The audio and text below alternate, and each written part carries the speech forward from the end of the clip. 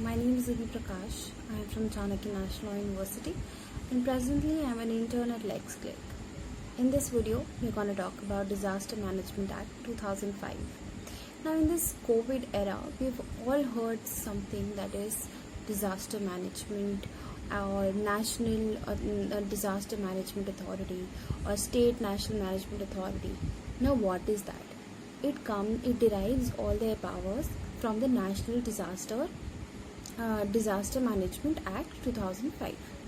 It was passed by the Government of India, and the major objective of Disaster Management Act is to mitigate any disaster that befalls the country, or and not or and prepare the country and the people, and prepare plans and policies to protect and minimize the amount of loss the people of India might face if some kind of disaster is seen by any part of the country or in the entire country. Now it came. Now we see in the COVID-19 era that we have to follow so many protocols. There are so many policies, and how places are segregated as a COVID zone and not red zone, orange zone, green zone, all of that. So all the planning and the policy that comes in the working of how a plan should be put in, and how things need to be regulated in times like right now, is dealt by the authorities that derive their power from Disaster Management Act and everything that comes under Disaster Management Act. Now it contains 11 chapters and 79 sections, and it got the assent of the President on 23rd December 2005.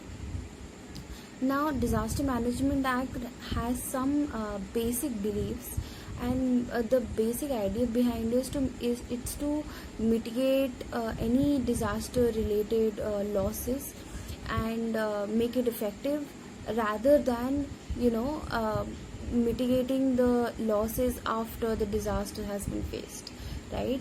And they have a lot of plans, a lot of strategies that they go by. Some of the most significant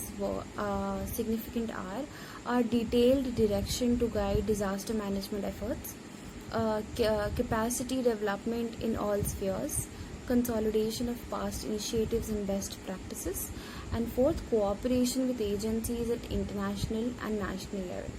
Now let's understand the hierarchy of the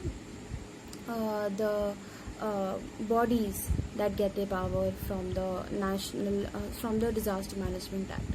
First is National Disaster Management Authority, NDMA. The Prime Minister itself is the chairperson, and there are 9 other people, including the vice chairperson. So now the main responsibility of NDMA is to lay down policies, plans and strategies and guidelines for any forthcoming or foreseen disaster that might befall the country, or any disaster, for example COVID, like we're having right now, which was extremely unpredictable. So and it has to make sure that an effective response is ready if something like that is faced by the country. Second is National Executive Committee. It also it empowers the central government to create NEC, which assists the NDMA, and it has secretary level ministers as the member, and it's responsible for preparing the NDMA plan for the whole NDM as in National Disaster Management Plan for the entire country, and it ensures that plan is reviewed and recycled and updated every year. Then we have State Management Authority. It just does all the activities on the state level. And we also have District Disaster Management Authority. And last we have National Disaster Response Force. It is the task force. It has the task of responding to a threatening situation, and in any situation that might require their assistance, and it is led by the Director General appointed by the central government.